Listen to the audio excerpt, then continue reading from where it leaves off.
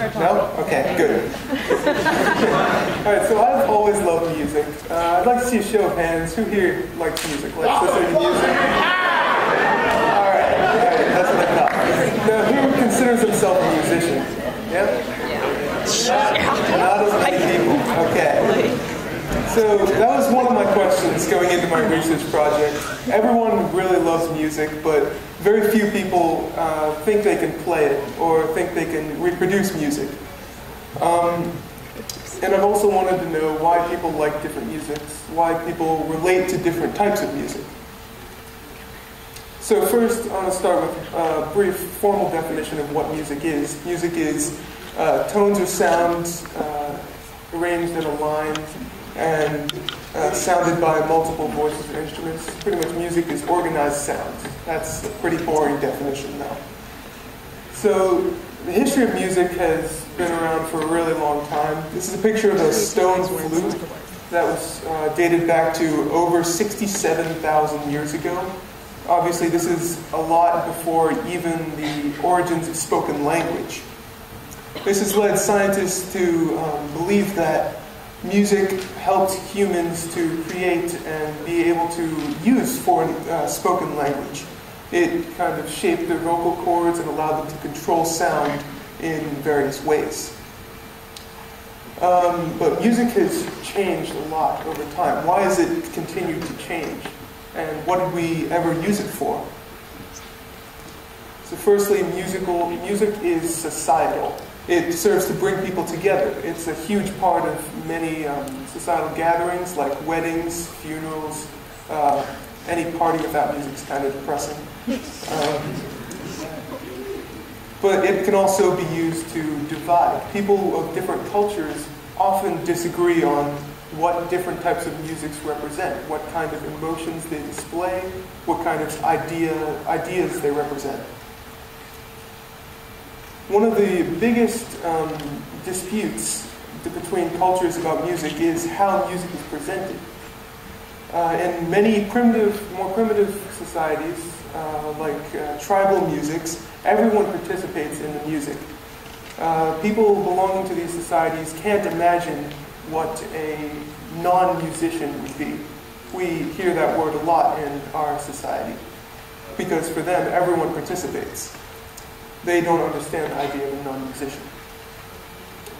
So, music has been around for such a long time. Why did it start? What purpose did it play? Because this is Charles Darwin, father of evolution, and one of the main principles of evolution is that any human behavior or any animal behavior must serve an evolutionary purpose, or else it would just be evolved out of. So Darwin, in his book, The Descent of Man, he tried to put forward the idea that music helped humans attract the opposite sex, and also in music showed mental health and physical health when combined with tribal dancing. So we obviously don't use music in the same ways as we did prehistorically. This means that music is what we call adaptive. It has been able to change its own meaning to fit with the needs of society. So the first question that I have is, why do humans need music now? So first, it's important to define that music is strictly human. Music comes in wavelengths, which make up sound, and those are heard by our ears. Humans can hear a very specific range of wavelengths. Now, humans use music for a variety of things. Music affects our brain and triggers many different emotional areas of the brain. And different types of music trigger different emotions. These emotions are triggered because they relate with certain events that have happened in our past, and they trigger these memories of these events. So here's what I was talking about with the different frequencies of sound. Humans can only hear in a very small frequency of sounds. So if we tried to play our music to, I don't know, believe in aliens or any other kind of animal or whatever, they would find our music incomplete or just kind of weird because they would hear sounds in very different ways from us. Now, the first aspect of music that our brains are actually able to relate to is pitch, which is this slide right here. High pitches are frequencies of sound that have very low wavelengths, and low pitches are frequencies of sound that have very high wavelengths. Now, the second aspect of music that our brains are able to relate to is timing. This is overseen in the cerebellum area of the brain. Timing allows us to do a whole lot of things. It's like counting, and that's a huge part of what music is. Yeah, it has to have a beat. That's most of what makes it really enjoyable.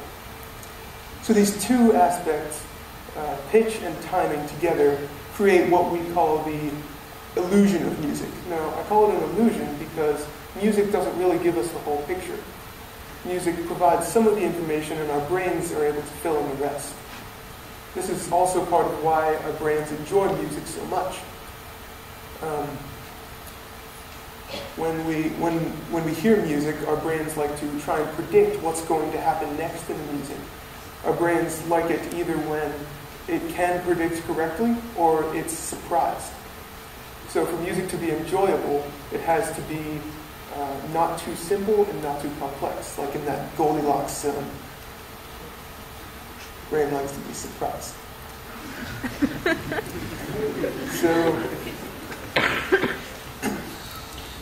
So also music is the most music influences many different areas of the brain. It's the most potent stimulus that humans know. That means it affects the most areas of the brain out of any other stimulus that we know. So my next question is, what can we do with music in the future? What are we using it for now if it's so adaptive?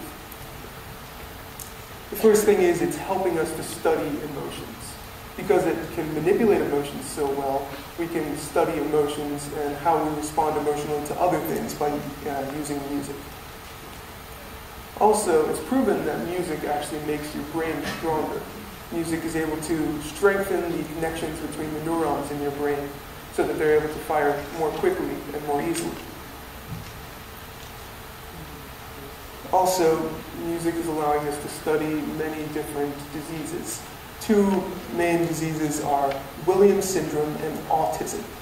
Now, autism is a disease that is a condition that occurs when the cerebellum area of the brain is kind of malformed. You can see in this picture, this brain has a cerebellum that's kind of shrunken and shriveled up. For this reason, people with autism can't really understand music as well as other people. They still enjoy it the same amount, but they find it a lot harder to, sing a song or learn how to play an instrument. Now, Williams syndrome is this brain over here, and it's kind of the opposite. This cerebellum is a lot larger than a normal brain would be. For this reason, people with Williams syndrome find it hard to get along with people in a societal setting, but they're really good musicians. They don't understand the technical aspects of music, but they can replicate musical tunes like that.